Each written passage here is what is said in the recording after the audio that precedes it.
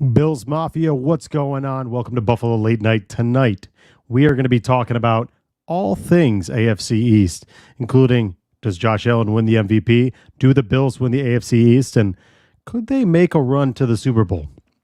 Let's get it.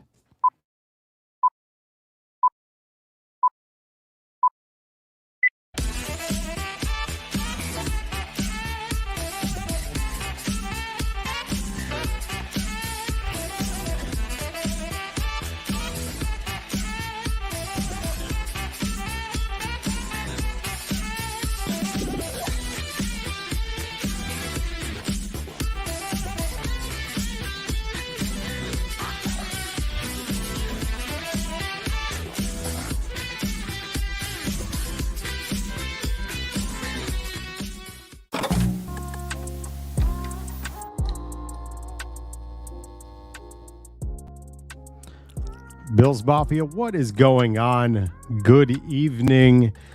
Welcome. Happy Thursday. How we doing? Welcome to Buffalo Late Night tonight. It is Patriots week, ladies and gentlemen. We have made it.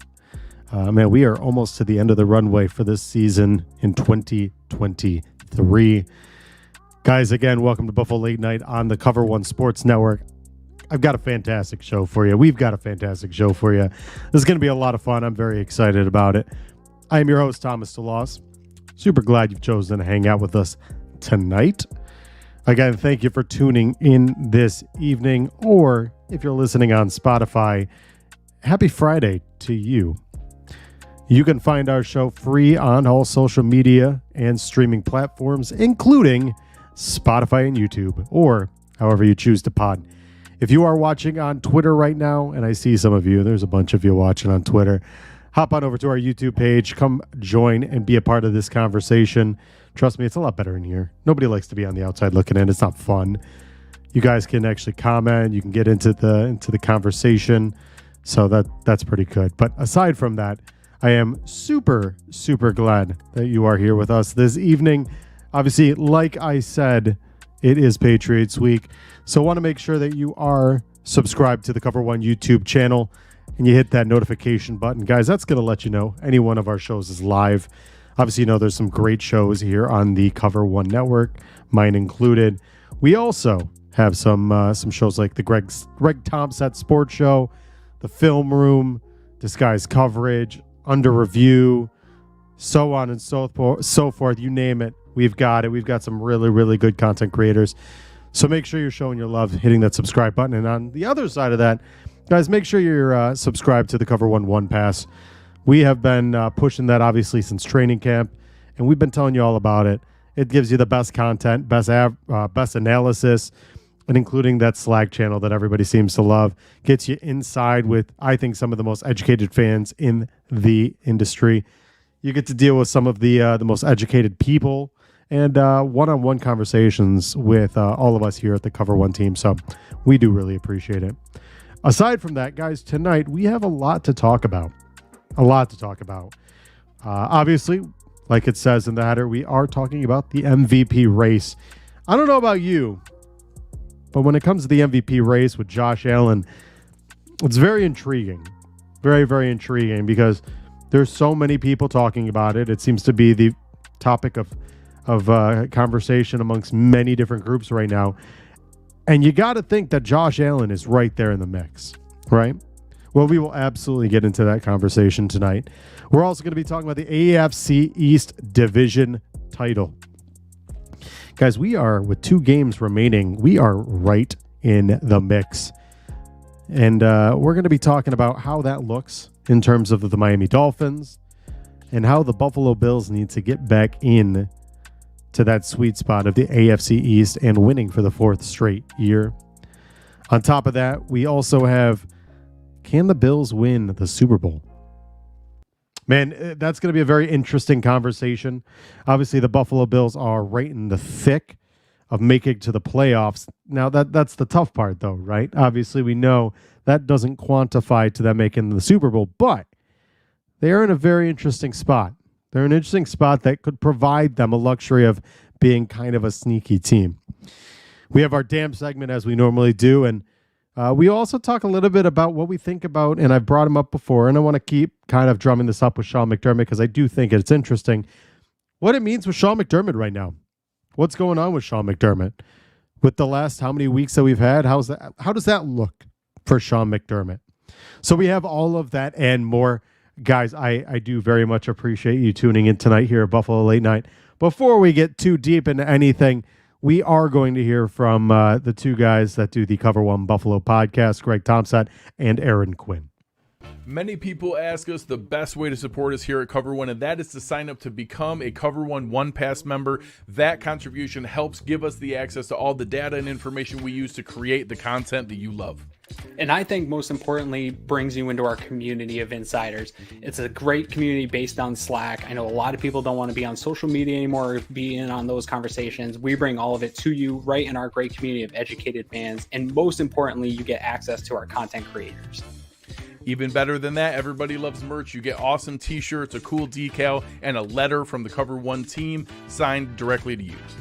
All for $60. That gets you the entire season, next year's free agency and draft. $60. Click the link in the description. Cover One Insider. Become one today. There you go, guys. You heard it from those two guys, two of the best. Now, guys, let's get right into tonight's show.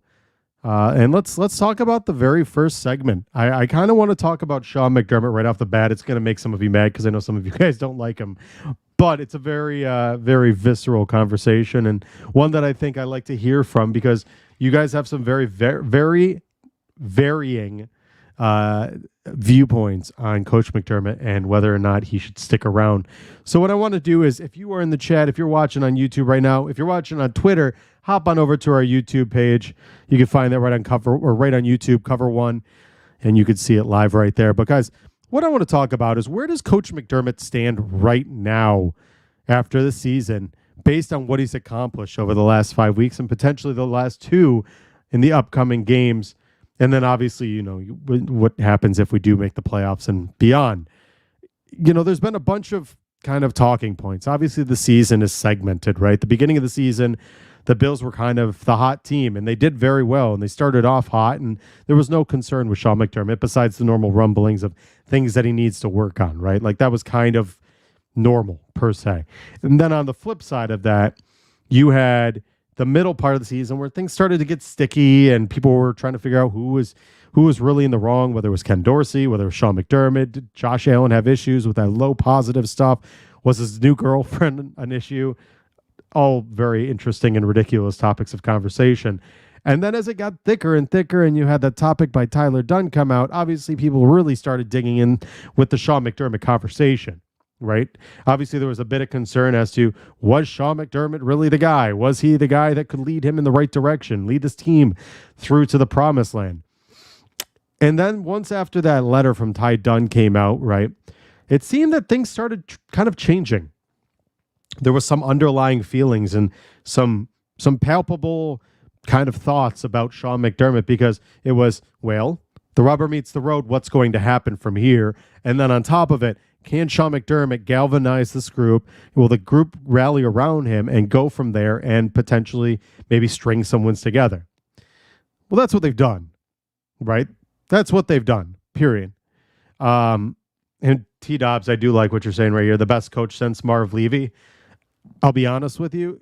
I think he's right there with Marv Levy. And Marv Levy was a very good coach. The only difference is McDermott hasn't made it to the Super Bowl. I am a truther of Sean McDermott. I think he deserves a chance to continue on and see what he can do. But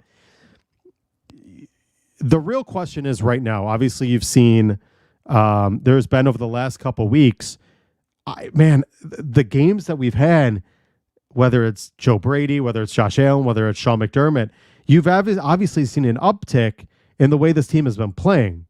I mean, they've been very, very good. They have had consistently positive experiences or positive outcomes each game. Obviously, this last week, those are tough games, right? You're traveling in a short week across the country against a team who just fired their head coach. I'm not going to take that one and hold it against the team. They did what they needed to do. Quite frankly, they won the game. Sean McDermott did what he needed to do. The Bills defense did very, very well. I think those all things together are not equal, right? Like you could look at each game differently. But what I will say, since that article came out, and Spin, perfect. By the way, welcome everybody. And let me go back to this before I go too far. Welcome everybody right now. RJ, Chill Will, T Dobbs, Spin, a lot of regulars that are always in here with the show. I truly do appreciate you guys. If you guys are watching, feel free to jump in the conversation. You guys are the lifeblood of this show. If you haven't noticed, before we were doing a lot of guests, not anymore. It is yours truly and the conversation of the chat. I think that's what makes this show so much fun, is that you guys really kind of feed into how this show goes and how this conversation rolls. But like Spin said, Dunn had Dunn's article had the exact opposite effect of what he wanted it to. He thought it was going to bury McDermott. In fact, it seems, based on what we've seen so far, it's had a very much a galvanizing effect on the Buffalo Bills. And even more than that, if you look at even Bill Belichick in his weekly press conference, he said, funny enough, he said that 3 weeks ago, he thought the media, the narrative around the Buffalo Bills is they were dead to rights. Look at them now. That tells you what you need to know. Bill Belichick, right? A guy that for a lot of people doesn't say a lot, seems to be disconnected from reality, is very much in the know. He very much knows what's going on. And he knew that there was some issues in Buffalo, right? There was some things kind of trending in the wrong direction. Well, guess what? What happens when those things take place is you need somebody at the helm to be able to steer the ship in the right direction. I don't know if you've ever been boating or whitewater rafting or anything like that, but there's times that if you get caught in the rapids or in the current, you need somebody that knows what they're doing to get you out of that and get you back in safety. That's what Sean McDermott has done. And I think there is something to be said for that. I think that there are issues, which, by the way, cheers. I think there's things that need to be better. I don't think anybody can discredit that. But I do believe that, there's a lot of stuff that Sean McDermott has done in the last few weeks that have truly helped the Buffalo Bills and got them into the right place, which is important because these are the type of games and these are the type of moments where teams are at their weakest. A lot of 53 players, probably 53 of them have some type of ailment, deep tissue bruises, some type of sprain, strain, anything. Most of the team has some type of problem going on.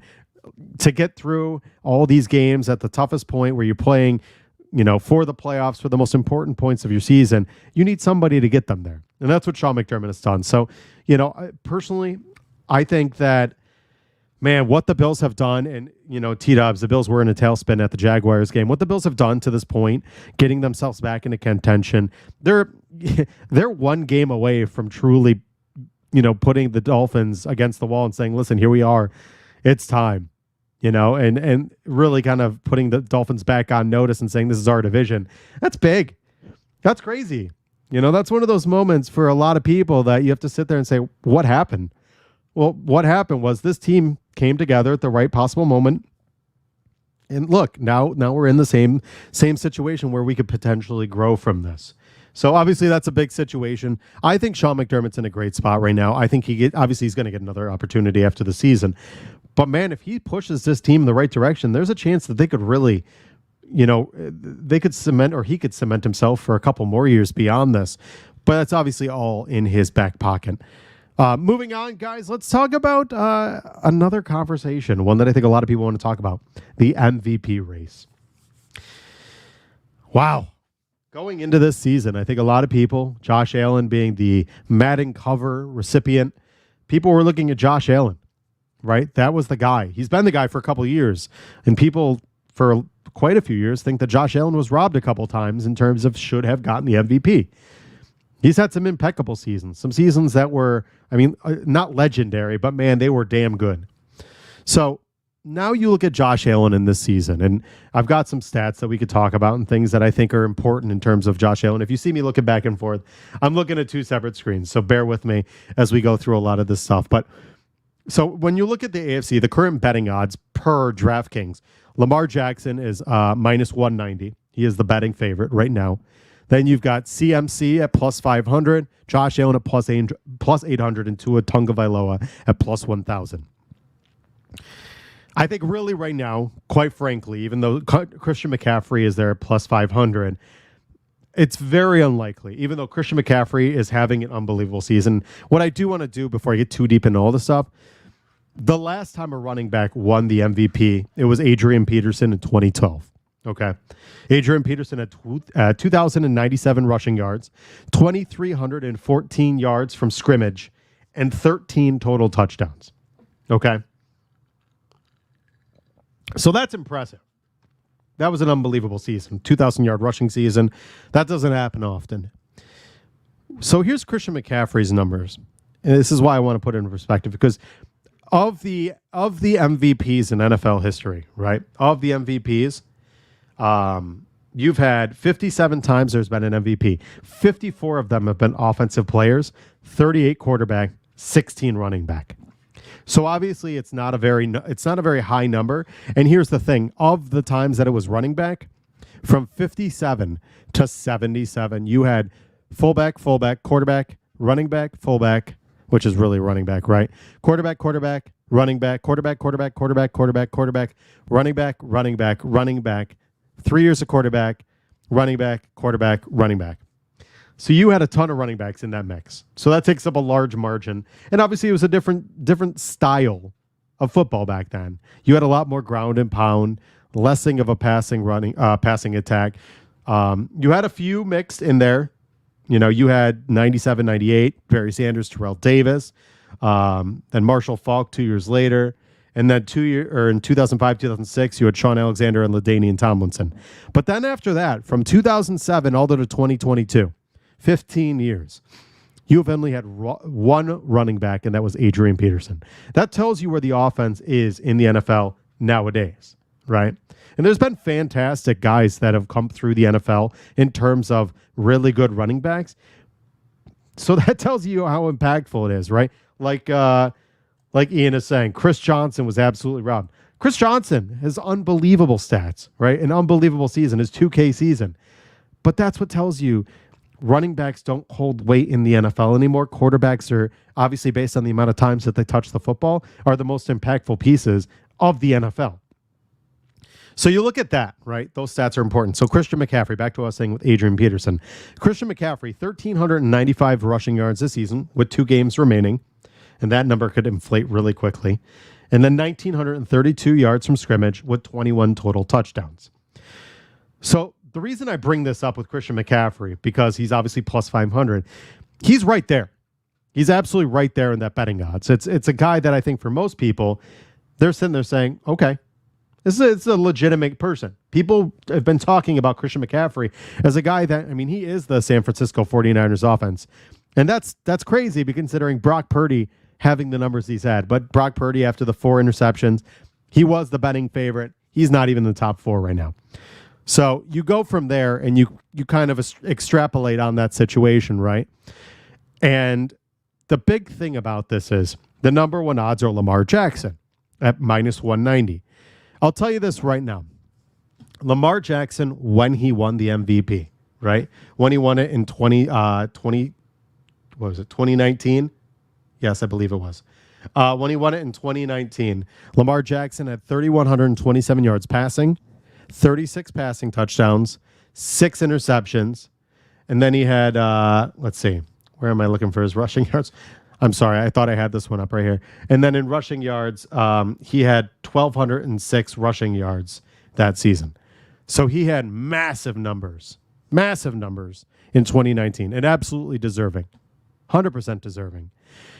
But so here's the question with that, right? Lamar Jackson, this season, he has, from that season 2019 where he had, he had in 2019, I'm fumbling here, I apologize, 3,127 yards. This season he has 3,300 yards with 2 games remaining, but he has 19 touchdowns and 7 interceptions, okay? Rushing yards for this year, obviously you've got 786 yards with 2 games remaining, opposed to the 1,206 that he had in MVP season. And then he also has 11 fumbles. Lamar Jackson has had a propensity to fumble. Last year he had 5. This year he has 11. So that's a big question mark, right? Obviously there's a lot of, with Lamar Jackson, people are sitting there and saying, well, he's the betting favorite. My personal opinion, and this is not to discredit, and there's a lot of Ravens fans who like to come at my mentions and saying that I don't believe in Lamar Jackson. First off, I thought Lamar Jackson at Louisville was fantastic. Very, very good quarterback.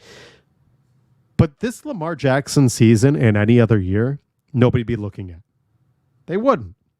The only reason he's at the top is, one, his team's record, and the fact that Josh Allen doesn't have the record and has a ton of interceptions. Josh Allen this year has 3,778 yards passing with 27 touchdowns and 15 interceptions.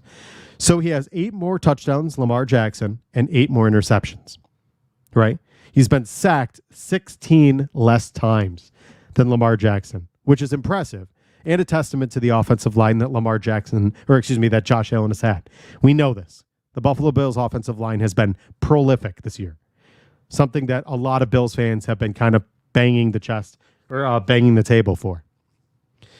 66.5% completion percentage, comparison to 66.3%. So those are kind of a wash.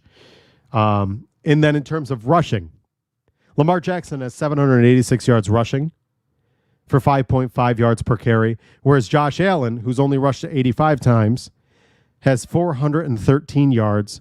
But here's the big one. Okay. Josh Allen has 13 rushing touchdowns to Lamar Jackson's 5. Now, the one thing you have to say about Lamar Jackson is Gus Edwards does poach a lot of his inside the 5 touchdowns. Okay. Josh Allen is all over the place for this team. And I think if you look at what Josh Allen is doing this year, I think the reason I look at Josh Allen, even with those interceptions, is because here's the thing. If Lamar Jackson does lose the next 2 games, that record is only 1 game better than Josh Allen if he wins the next 2, right? But even more than that, if you look at what Josh Allen has done, Josh Allen does not have the weapons Lamar Jackson does. Lamar Jackson had Mark Andrews before he got injured, Zay Flowers, Odell Beckham, Rashad Bateman. The list goes on, right? Very, very talented receivers. Josh Allen has Stephon Diggs, an up-and-coming Dalton Kincaid, who for the first 8 weeks really was a non-participant in this offense. James Cook, who has kind of come along, but really not until Joe Brady has he been prolific. Gabe Davis, who's been a big question mark, and quite frankly, most weeks has been non-existent. And then you've had a bunch of hodgepodge guys in the middle. The fact that Josh Allen has done what he has done, with all those things being said, is incredibly impressive because it tells you that Josh Allen is doing it all. He's doing it all. And although a lot of people say that, Lamar Jackson does more RPO than non-RPO, Lamar Jackson does just about 18% in RPO, whereas Josh Allen is about 10% in RPO. So most of them are just traditional passing offenses mixed in with traditional rushing offenses. I think the big part about this is if you look at Josh Allen in totality, he's just been the guy that's really kind of stepped it up when he's needed to. And the other part about this is when it comes to Josh Allen, he hasn't had the defense. Lamar Jackson's defense this year has not only been good, because obviously when you think about who the Baltimore Ravens are, you always think and you say, wow, they've got a great defense. Whether it was back when Joe Flacco, which... Can we talk about Joe Flacco for a split second?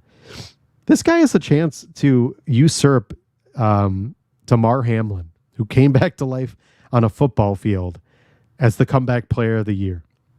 That's insane. Joe Flacco is taking a Browns team who people thought was dead to rights when Deshaun Jackson went down and they had Dorian Thompson-Robinson. And now he's got them where they're if things went the right way, they would be the number 1 seed in the NFL, or in the AFC, excuse me. So back to what I was saying. The Baltimore Ravens, since Joe Flacco, have always had good defenses. That's been a calling card of Harbaugh's defense, or Harbaugh's team. The other part about that is Josh Allen's defense has been gutted. And obviously you cannot say it's about, people don't like to use excuses of it could be on injury. At the end of the day, injury or not injury, Josh Allen is playing with who he has on the field. And he doesn't have as good of weapons, and his defense has been absolutely just obliterated this season. Losing Tre'Davious White, their number one corner. Granted, they brought in Rasul Douglas, so that helped, but that was a number of weeks after. Lost Daquan Jones. Yes, they're going to get him back, but they've had him out since the Jaguars game. And then Matt Milano, who's not coming back, who is absolutely, unequivocally, probably the best player on their defense. You also have Von Miller, who still is not, or people call him non-Miller, has not shown up to date. Greg Rousseau, AJ Epinesa, they've had issues. And I'm sorry, I'm going to put RJ back up there because I didn't have any chance. Also, remember, Allen is facing the third most difficult schedule in the league compared to the Ravens' 20th. That's a big deal, too. See, I think people look at this situation and they talk about Josh Allen, and there's some weird... I'll be honest with you, even as a Bills fan, and yes, I am probably biased as a Bills content creator, but also as a Bills fan, inherently just, from birth. There's a weird, just negative feeling towards Josh Allen. People want to find a reason to absolutely dismiss Josh Allen. They want to throw the interceptions at Josh Allen, right? But yet people want to say that he's not as good as Lamar Jackson for whatever reason this season. Josh Allen has done more with less. That's the truth. Josh Allen has carried this team even when the world has been against him, with all the drama they've had with Coach McDermott. Now, mind you, here's the other part about this. Josh Allen has 400 more yards than Lamar Jackson, and he's done it with two separate offensive coordinators. Tell me that's not insane. Tell me that's not insane. Hold on one sec.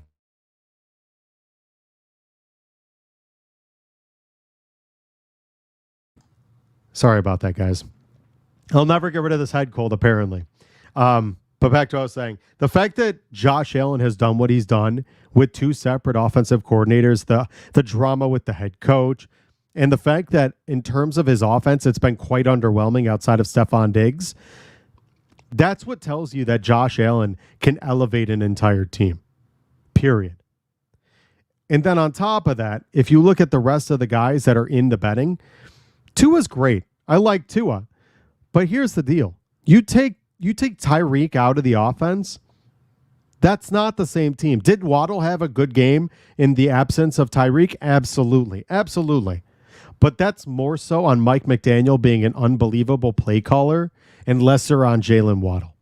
Because I guarantee you, if that was an elongated experience, they would figure out very quickly that Jalen Waddle could not carry the team like Tyreek Hill can. And a lot of what that offense is predicated on everything being perfect.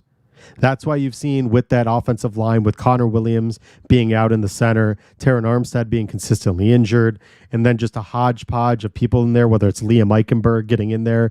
They've just had a ton of problems. You've seen that offense with the Dolphins just consistently just falter. And that's on top of the fact they've only played one team this season with a winning record. So I think Tua is no questions asked, even though we might have statistics. A lot of that is with the fact. Oh, look at it. It's Mimi Fina. Guys, it's John Fina's daughter. I don't know if you know who this is. This is John Fina 70. Mark, who is a great fan, a great person. I love Mark.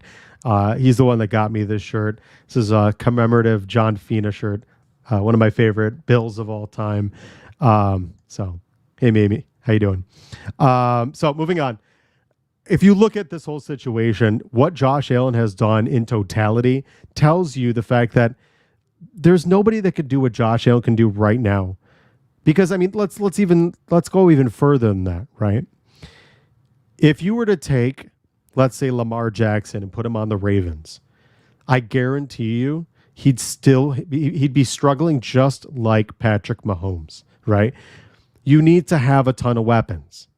Now you have Josh Allen, who quite frankly is lacking. I would bet money that of all the teams that are over 500, the Buffalo Bills probably have the weakest skill position group of any team in the NFL, or in any team of a 500 or above team right now.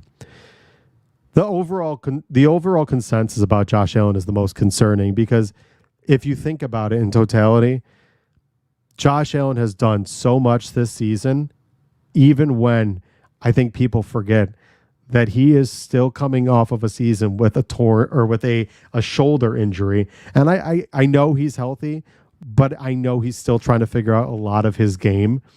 And you're still seeing that come to fruition. And then even more than that, the fact that 2 offensive coordinators are asking him to do very, very different things. Now he's having to kind of get back into the groove again and be the quarterback I think a lot of people expected. But let's kind of take a real quick pause. Guys, I don't know if you guys like fantasy football, but Cover One has a very, very special partnership with Underdog Fantasy. Cover One is excited to once again partner with the most dynamic name in fantasy football, Underdog Fantasy.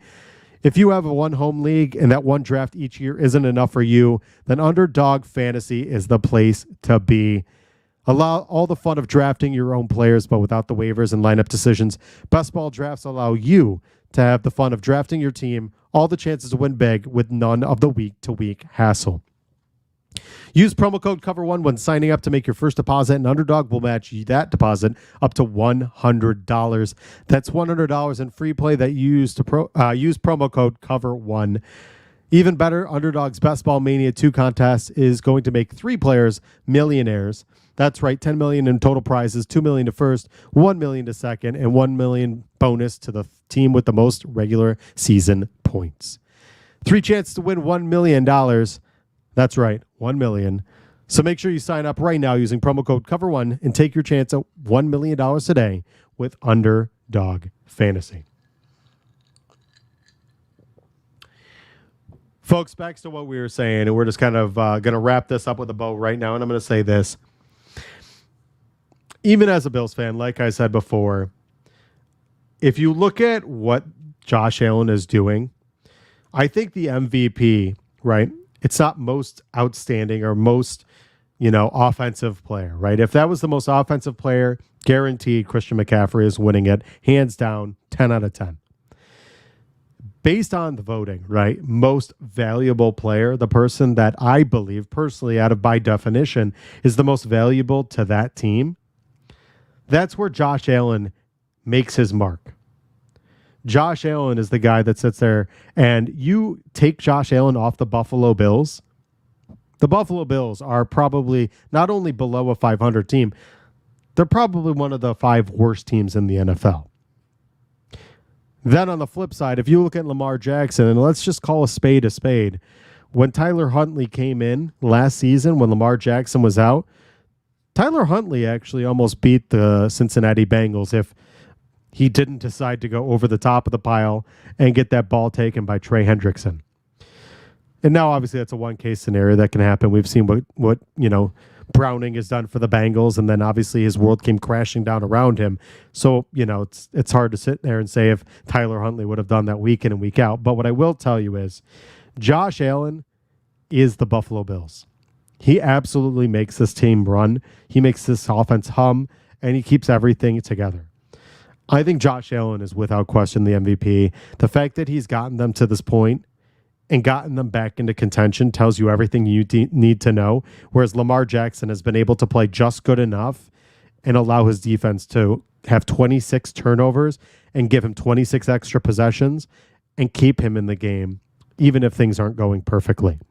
So my personal perspective, and I've seen a lot of you guys, I think that Josh Allen is right there, and I do agree, T-Dobbs. He is due a 13-second game performance. And, man, I'll tell you, in the next 2 weeks, if he has a convincing performance, I think Josh Allen takes that MVP. Guys, let's move on to the next topic tonight. Man, ladies and gentlemen, this big week coming ahead, we have the New England Patriots, which we're going to kind of sandwich this with 2 separate things. Which, before I get too deep into that, one of the guys that I like to lean into a lot, you've seen this if you know Buffalo Late Night, which, by the way, guys, make sure you're hitting that thumbs up button. You'll see it right below if you're watching on YouTube. If you're not, hop on over to YouTube, hit that like button. I do very much appreciate it. Lets us know that things are going well, that you like this content. I very much appreciate it because it lets me know that you like what I'm doing, and it drives me to continue to provide good content each week. But in regards to this, One of my favorite guys, if you watch Buffalo Late Night, is Banged Up Bills. That's Dr. Kyle Trimble. You can find him on bangedupbills.com. You can find him on Twitter at Banged Up Bills. I look forward to his information each week, and he provides me some injury analysis heading into the matchup. And this week, this is what he's got for us. Bernard looks like he suffered a right medial ankle sprain, similar injury to what Kyer Elam had earlier this year, but should play through it. Damar Hamlin, there is concern for a labrum injury based on how his shoulder was hit on a special teams play in the second quarter. He did return with a harness. Wouldn't be surprised if he sits this one out. Have a good feeling that Micah Hyde returns this week after 2 games off. Same goes with AJ Epinesa with his rib cartilage injury. That's a big one right there. AJ Epinesa has been sorely missed on the edge. We could see the return of Daquan Jones based on Jermaine Afidi getting released today. He'd be 3 months removed from surgery, which is fantastic. Guys, Daquan Jones returning. I mean, I don't know what else can be said. I know you guys in the chat can tell you, man, fantastic news if we can get Daquan Jones, a guy that before he was injured was trending as an all-pro defensive tackle, only second to Aaron Donald in terms of the prolific play that he was putting forth on the field. Which, side note, Mimi, hope your family had a Merry Christmas. Guys, also, and I didn't say this before, I hope everybody in here had a very Merry Christmas. It's a time of the year that I personally love. It went by very, very, very, very quick. But I hope you guys all had a very special time with your families. That being said, having Daquan Jones back is going to be super, super impactful for the Bills defense. And then in terms of the Patriots, nothing really notable in terms of the Patriots outside of any injuries that have already been going on for a number of weeks at this point. So in terms of the AFC, guys, the Buffalo Bills are presently right in the mix of the AFC East, right?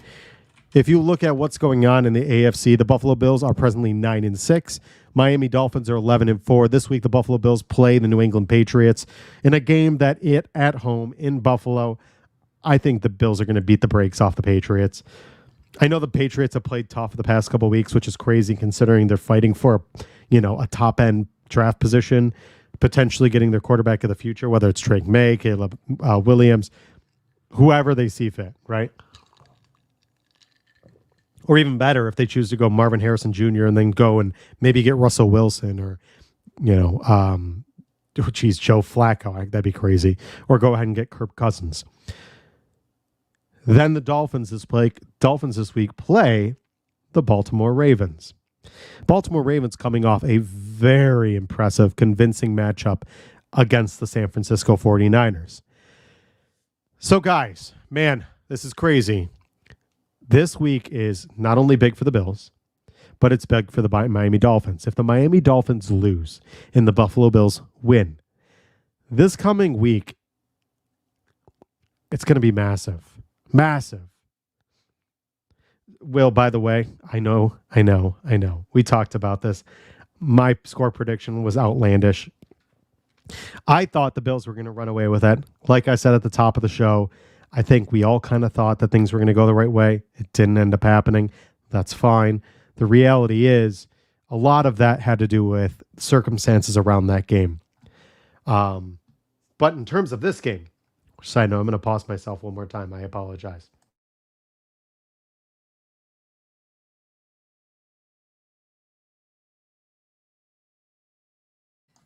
Appreciate you guys for holding in here with me. I got to figure this out. This is the type of game against the Patriots team that is not good. This Patriots team is really very bad. Worse than the San Diego Chargers. Like I said last week, the Los Angeles Chargers. Easton Stick is actually a pretty reasonable quarterback. Based on a couple games in a row, you're seeing that he's actually reasonable. Bailey Zappe's not a good quarterback. Bailey Zappi has struggled since last year, which is why even when Mac Jones, who was underwhelming at best, he couldn't even beat Mac Jones out for that number one spot, that QB1 position. I think this game is going to be one that the Buffalo Bills are going to be able to go and take this, in front of the home crowd, last home game of the season in terms of regular season. I think the Bills are going to put their mark on the game, really kind of stamp, this game into we're ready to go into week 8 in terms of playing the Dolphins. And then the Dolphins they got to play against a very, very good Ravens team without Jalen Waddle. A lot of question marks on defense. Tyreek Hill was limited after being a DNP last game or yesterday. Taron Armstead, who knows? That big question marks on that defense and that offense. I don't know. I just don't know. I'm not sure what to say about that game. But here's the thing. If the Bills win this week and the Dolphins lose, you were talking about a Buffalo Bills team who will be 4-game win streak, going for 5 against the Dolphins, who Josh Allen is 10-2 all time against, in Miami, where they almost won. The 2 times they had... Okay, let me say this. The 2 times Josh Allen has lost to the Miami Dolphins, one of them was because Charles Clay has brick hands, and the other was because the team was absolutely just destroyed, and Josh Allen bounced past an absolute easy touchdown to Isaiah McKenzie. So let's be real here. The Miami Dolphins are a team that has had massive struggles against the Buffalo Bills. We saw earlier this season, the Bills beat the brakes off the Dolphins. And the Bills are going to be going on a 4-game win streak against the Miami Dolphins, who've struggled against teams with a winning record. And this game is the type of game that the Bills... This is a history-defining game for the Buffalo Bills, because they're going to be coming back from... Most people thought that the season was over, right? Like somebody said earlier, they were reeling after the Jags game. To then come in, beat the Dolphins in their home game, or in their own stadium, and take the division away from them is massive. And they could also be playing for that number 2 seed. I still have left this on the screen. I apologize. I'll tell you, this is a big time game for the Buffalo Bills, a game that I think has, a legendary status for the Buffalo Bills when it comes to the Dolphins. I think they're going to win this week, and I truly think they're going to go into Miami week 18 and beat the Dolphins, and they're going to get that AFC East division title for the 4th straight year. But here's when it gets kind of interesting, right? Can the Bills win the Super Bowl? Can the Buffalo Bills win the Super Bowl? So there's been 2 times in NFL history in the past 6 years where a team that has been mediocre or just above mediocre at the midway point of the season have found a way to kind of pull things together and win, right? So this is where it comes into the Sean McDermott storyline. The Bills are getting healthy at the right time storyline. And one of the biggest things about NFL, right? I think we all know this, is the NFL is about getting healthy at the right time and getting hot at the right time and kind of just blending those two together. So the Buffalo Bills right now are at a spot where they are going to be going for the 4th straight win. They have one of the healthiest rosters in the NFL. They're getting one of their best defensive players back. And you're talking about a team that is starting to stack wins, feel themselves, get into a groove. Joe Brady's feeling himself. The offense is kind of catching a rhythm. There's some interesting stuff, right? Some very, very interesting stuff. I think right now, if the Buffalo Bills are to win this out, right? If the Buffalo Bills are to win out the last 2 games against the Patriots and then go into Hard Rock Stadium or, Buffalo Bills South and win, I think there's a legitimate chance that the Bills run the table. And I don't think that's hyperbolic. I don't think per se that that's being kind of outlandish or being a Homer Bills fan or whatever narrative you kind of want to throw out there in terms of things that I'm going to say. And I'm all for it. I'll take all the heat, right? You want to throw comments at me? Cool. I truly, truly, truly believe that this is lining up in a season that Josh Allen was the Madden cover, that the Bills were, really, really hot at the beginning of the season, another season where they were one of the favorites to win the Super Bowl. I think this is a season that they need to go and you win the last 2. I think there's a legitimate chance that the Bills are going to start feeling themselves, right? You saw the New York Giants do that when they beat the New England Patriots, who were the team. Everyone thought they were going to be the first team since the Dolphins to go undefeated up into the Super Bowl and win. You saw a couple of years ago in 2019, the Kansas City Chiefs were 6-4 at the 10-week marker. You saw the following year, right? In 2020, let me bring this up real quick. 2020 Tampa Bay Bucks. Right? 2020 Tampa Bay Bucks in the season were 11-5. But here's the crazy part. The Tampa Bay Bucks at one point were 8-5. They were 6-2 after week 8. Then they lost to the New Orleans Saints, won against the Panthers, lost to the Rams, lost to the Chiefs, and they were 8-5 coming out of the bye week, week 13. Very interesting, right? Week 13. Who else had a bye week at week 13 this year? All right, Buffalo Bills. They came out of the bye at 7-5, just above 500. Interesting. Just like the Kansas City Chiefs, who were 6-4. And what did they do? They won their last 4 games of the season. One against the Vikings, one against the Falcons, one against the Lions, and one against the Falcons again. They went into the playoffs on a 4-game winning streak. Ended up beating the Washington football team, who I think that was the year that the if I remember correctly, I believe that was the year that the Washington football team was barely, I think they were under 500, so that's not that surprising. One against the Saints, one against the Packers, and then beat the Chiefs in the Super Bowl. So guys, the reason I bring this up is the Buffalo Bills are the type of team right now that can string a couple victories together and they can literally paint their own picture. Right? We talked about last week, if you were here last week, which a lot of you are, guys, again, which I don't know what your name is. I apologize. I'm going to call you Squiggle because I can't read what that says. Wait, let's see. Something white. I could see it. I just can't see the first name. If you could tell me, I don't know. T-Dobbs, Bob O'Brien, obviously Ian, you're in here. John. I appreciate you guys all being in here. Mimi, like I said earlier. Dan Van Kuenberg. Guys, all you guys have been in here week on week on week. I really appreciate you guys. But like I said last week, and we talked about this, about painting a picture, right? You can kind of visualize, right? A lot of what they say, Heard White. Okay, thank you, Heard White. A lot of people sit there and say part of success is visualizing success. If you've ever seen The Secret, the movie The Secret, they talk about if you say something enough, if you put it into the ether, into the atmosphere, you can kind of will success or will what you want into your life. Hard White. Okay. I'm not going to ask where that name came to be. I'm going to leave that where it is, and I that's what that'll be.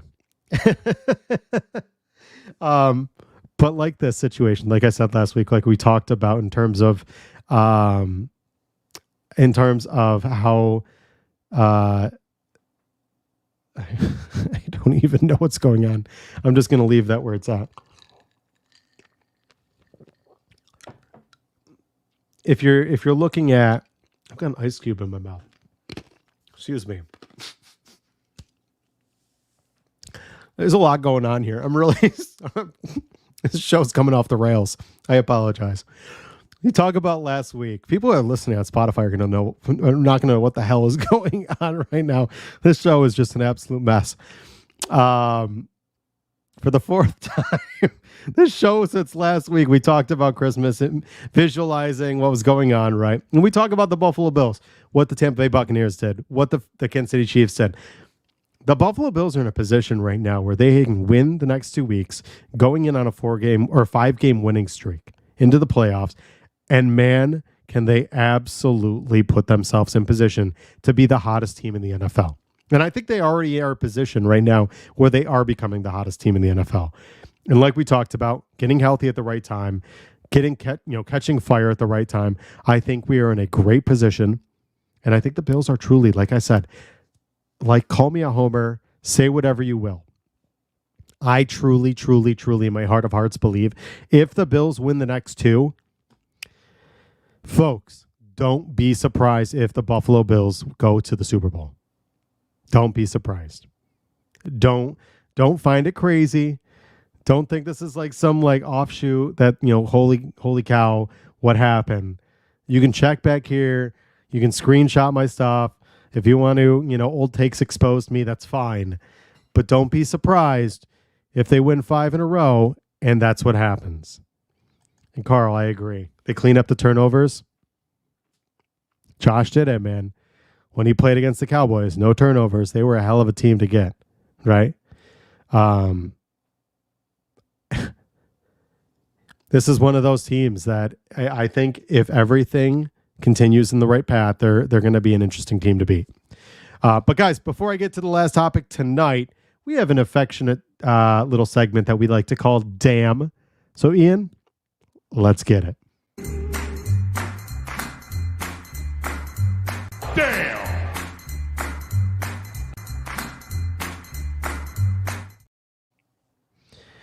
Guys, tonight on Buffalo Late Night, we are tipping our cap to Mr. Matthew Stafford. A new face to our award, but a worthy one nonetheless. Mr. Matthew Stafford is a quarterback with a storied career who found himself in its twilight. He spent the vast majority of his career on a Lions team that ranged from somewhere between completely anemic to just not being able to get anything done. However, despite having exited the team in 2020 offseason in a trade to the Rams for Jared Goff, Mr. Stafford finds himself able to secure that number 1 seed for the Detroit Lions, which even during their days with Calvin Johnson, absolutely no one would have predicted. Provided that Detroit takes care of business over the next 2 weeks, Stafford upsetting the 49ers in Week 18 launches Detroit into the number 1 seed in a Andy Dalton to Tyler Boyd-esque miracle. By the way, thank you guys for that. You made the Buffalo Bills back into the playoffs with good old Tyrod Taylor. Let me carry on. This takes nothing away from Dan Campbell and what he's been able to achieve with that historically cursed team, but it's a fun tidbit nonetheless that earns Matthew Stafford this week's Damn Trophy winner. So there we are, guys. That's the Damn segment. That one's a little bit nicer this week. Normally they're a little bit catatonic. I like that one.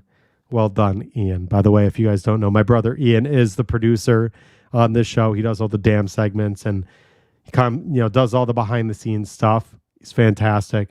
So thank you, Ian. I appreciate you. One of the best in the business at what he does. Carrying on, guys, with the last segment of tonight. Guys, let's talk about what's going on with the Buffalo Bills right now.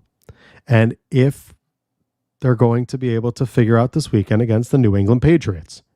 I know we kind of alluded to it, but this week we're playing against the New England Patriots, a team that, for the most part, has been honestly kind of just a barrel full of monkeys, right? You never really know what you're going to get.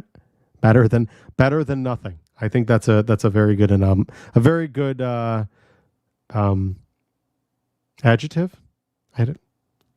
We'll go with it. I'm struggling here. I think the Bills have a very good opportunity this week. I know we kind of alluded to it, but they have a good opportunity to play against a New England Patriots team who have struggled this season. Obviously, we saw that they've had some success over very random appearances in different games, including this past week. Thank you, New England, for doing what everybody needed you to do for the first time. Beating the Broncos, barely beating the Chiefs, by the way. That was really impressive, too. Even though it was by 10, they were hanging in there. And then beating, obviously, the Steelers 2 weeks ago. The New England Patriots have done just enough. But here's the thing. They're not going to beat the Buffalo Bills. They're not.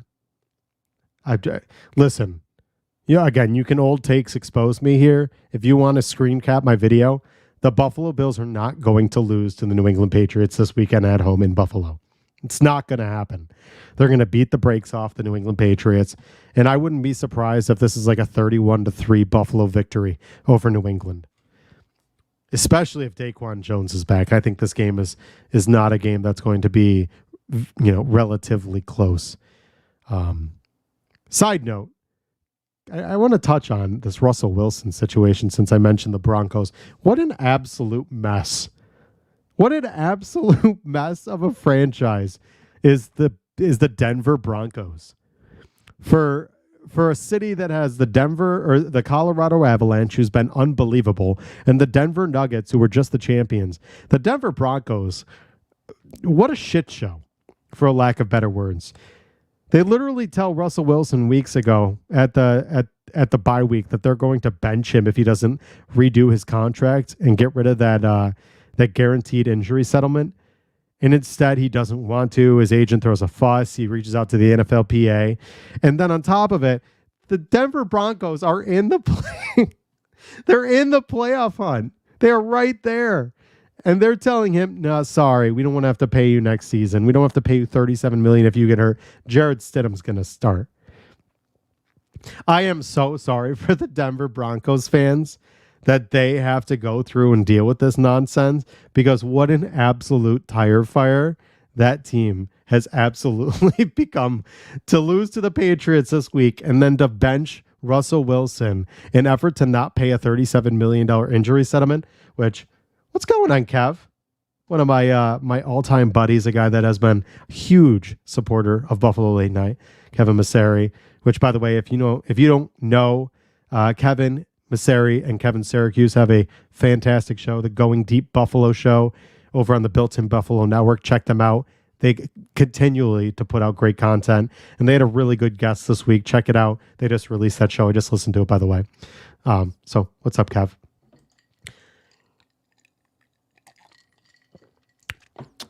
Side note, cheers again. I'm catching my breath and trying to clear my throat from that coughing. So back to what I was saying. Love you too, buddy. In terms of the Denver Broncos, I am so glad. You think it's bad here? Imagine if the Bills didn't want to pay Josh Allen and they benched him in effort to playing Kyle Allen. What an absolute mess. What an absolute tire fire that franchise is. But you know what? If it opens up another playoff spot, God willing, fantastic. I love it. I'm here for it. That's awesome. Overall, guys, one more thing I want to mention again. If you've loved the show, and I do appreciate you guys, this chat has been great. I really enjoy that with the last couple of weeks, and I think this is going to be the thing going forward. I pretty much am telling you this, that it's going to be a one-man show. Excuse me. I think right now,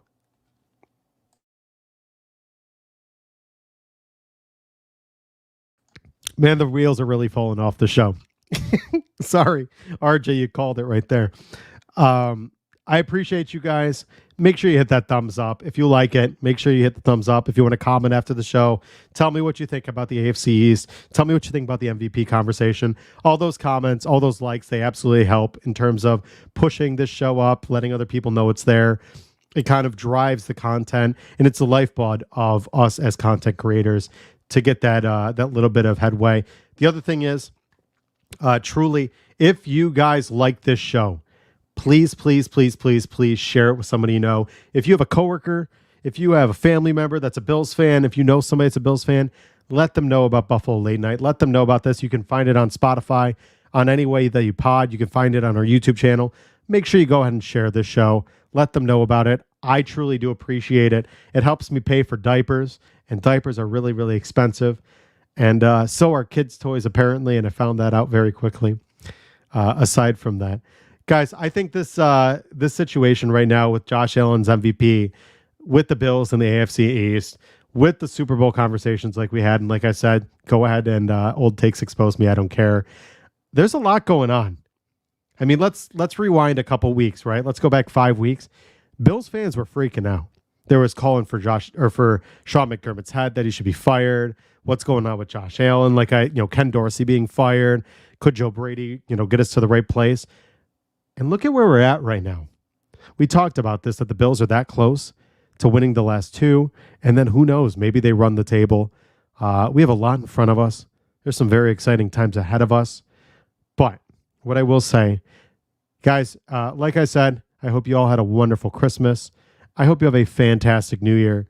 Obviously, we're coming up on a 2024 brand new year, an opportunity for everybody to right their wrongs and do some great things in the upcoming year, including the Buffalo Bills. I hope you all have a wonderful New Year. Stay safe out there. If you are going out, please don't drive drunk. Find a DD, call Uber, call Lyft, call your family. Please be safe. But I will see you guys here next week. I will see you guys here next Thursday after a very large Buffalo Bills victory over the New England Patriots. I love you. I appreciate you. Let's keep hoping. Let's keep praying. Let's keep pushing the Buffalo Bills on as they trend into their destiny of potentially, maybe, what I believe is a Super Bowl appearance and a Josh Allen MVP. Ladies and gentlemen, as I said, I appreciate you. You can find me on Twitter at @ThomasDeLoss. Thank you again. We'll see you next week. Let's go, Buffalo. The Bills make me wanna.